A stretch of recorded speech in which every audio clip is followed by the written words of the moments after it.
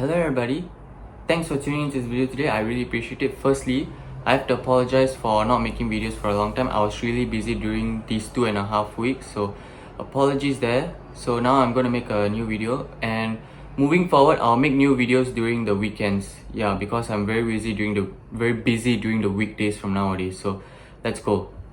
So today I'm gonna make a video about in my opinion, the biggest differences between the book and the movies for the Lord of the Rings series. I've been a big fan of the books as well as the movies for the Lord of the Rings. I'm a huge fan. I really loved it. The third film in the Lord of the Rings series, Return of the King, is one of my favorite movies of all time, and I consider it to be the greatest ending to any story ever. Incredible. And before we start, I just want to say there are multiple changes made from the books to the movies. I'm just going to look at a top 5, which again is my personal opinion. These are just my top 5. You can have a different top 5 list. So yeah, let's do this. And by the way, there will of course be spoilers for the Lord of the Rings series, so go watch the movies, if not read the books. So yeah, that's that. Now, the Lord of the Rings, the movies is one of my favorite trilogies, and the books again is one of my favorite books of all time. And yeah, so I decided I should talk about the Lord of the Rings since I really love the books and the movies. And yeah, let's do this. I've read all the books, by the way. I've read all the books, but I don't have Fellowship of the Rings with me right now. I've read The Hobbit. I've read The Fellowship of the Ring, which I do not have with me right now, but because I lent it to somebody else. I've read The Two Towers, as well as I've read The Return of the King and watched the extended version of the movies. So I'm going to talk about the extended version of the trilogy movies, not the original theatrical cut. So let's begin. Firstly, the final boss of the movie is different. In the movies, the final boss was Sauron, right? They defeated Sauron, and Frodo and his company, Sam, Pippin and Merry all went back to their Shire, and yeah. But in the books, the final boss of the trilogy was not Sauron, it was Saruman, because in the movie, Saruman dies way before Sauron does. But in the books, Saruman doesn't die at that part. Like, he continues to stay alive until the very end, because when Frodo and his company go back to the Shire, they realize that the Shire is being controlled by Saruman himself. So, and that's where Saruman dies actually, after Sauron is defeated. So yeah, they changed that. I really like, I think both the books and the movies did a great job. I'm not saying that one did better than the other. I think both did a great job, by the way, here. Because I understand movies are very limited in the runtime, so you cannot have every single thing in the books translated into the movie. So I really understand that. I think Peter Jackson did the best he could here. So yeah, I'm not gonna criticize too much on what he did. So yeah, those are my thoughts. Number 2, Tom Bombadil.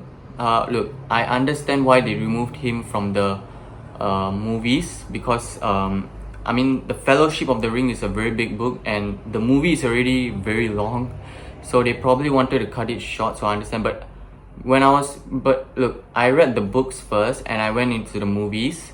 So one of the biggest things that I was looking forward to is how they're going to portray Tom Bombadil, and they didn't have him, so that was a disappointing factor. But I understand what Peter Jackson, the director of the films, did. Like, I understand why it was necessary and things like that. So yeah, but I was really curious to see how they handle with his character, because he's a very fun character in the books.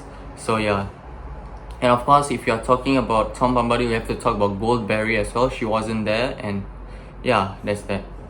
Number 3, let's talk about the Old Forest, which was again also in the Fellowship of the Ring.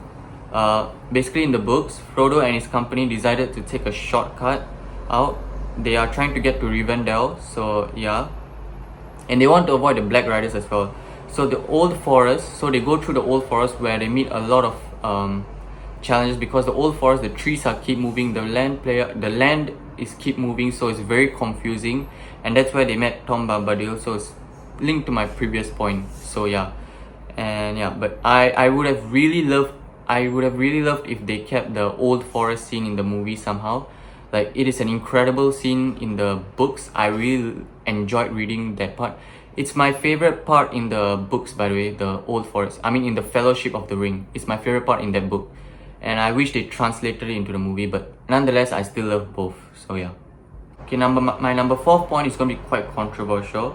The Eye of Sauron. And why it's controversial is mainly because I actually like what they did with the movies than what they did in the books. Like, I loved what they did in the books, but I really like what they did in the movies a bit more.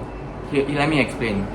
So in the books, the Eye of Sauron is actually a metaphorical term used to indicate and show the reach of Sauron in the lands, his presence.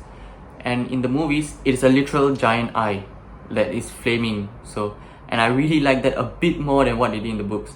Maybe because that's very creative, but it's a very unpopular opinion of mine, but it's just my opinion. You can have yours. Alright, so yeah. But I really like what they did there. And yeah, I just wanted to put that out there. And also, it's a very surprising thing because the Eye of Sauron, I just thought is going to be used as a metaphorical terms in the book, in the movies as well. But in the end, they literally brought a giant eye. So it was also very surprising and unexpected for me. So there's a shock factor there for me as well. So yeah. And my number 5th and final point is Frodo.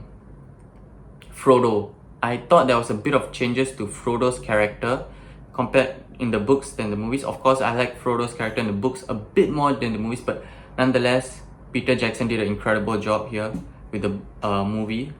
So in the books, I thought Frodo was much more of a compelling character. Like, he's still a great character in the movies, but in the books, like, he felt a bit more braver.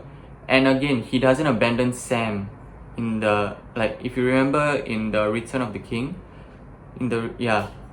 he abandoned Sam on the stairs of Cirith Ungol in the movies. Boy, get out of here! No, Sam. It's you. In the books, he doesn't abandon him, so yeah, there's that. So I thought book Frodo was more compelling than movie Frodo. And that's my final point. There's a lot of other changes made, but these are my top 5 changes, and yeah, and those are my thoughts on it. Let me know what you thought in the comments below. If you really liked it, like this video and subscribe to my channel. I really appreciate it. And yeah, thanks for watching. See you next time.